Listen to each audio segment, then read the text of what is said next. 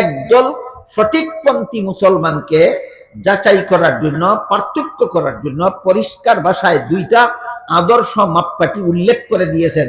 একটা মাপকাঠির আদর্শ মাপকাঠির নাম নবীর সুন্নত, আর একটা আদর্শ মাপকাঠির নাম সাহাবায়ে কেরামের জামাত। রাসূল যেখানে দুইটা মাপকাঠি উল্লেখ করে দিয়েছেন, সেখানে মেনে নেওয়া নিরাপদ না চাপাবাজি করা নিরাপদ? আল্লাহ এবং আল্লাহর রাসূলের কথার বিরুদ্ধে চাপাবাজি করা নিরাপদ নয়, সরল মুসলমানের আলামত নয়।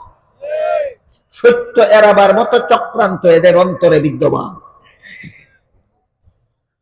তো আল্লাহ রাসূল সাল্লাল্লাহু আলাইহি ওয়াসাল্লাম পরিষ্কার বলে দিলেন, সুন্নতে রাসূল এবং জামাতে সাহাবার মাপকাঠির মাপে যারা টিকবে তারাই জান্নাতি মুসলমান সাব্যস্ত হবে।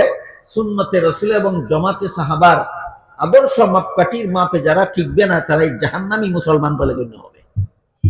এক কথায় ইমানের ৬ কথার সহি ব্যাখ্যা দুই ঠিকানায় পাওয়া যায়। এক ঠিকানার নাম নবীর সুন্নত, আর এক ঠিকানার নাম সাহাবায়ে কেরামের জামাত।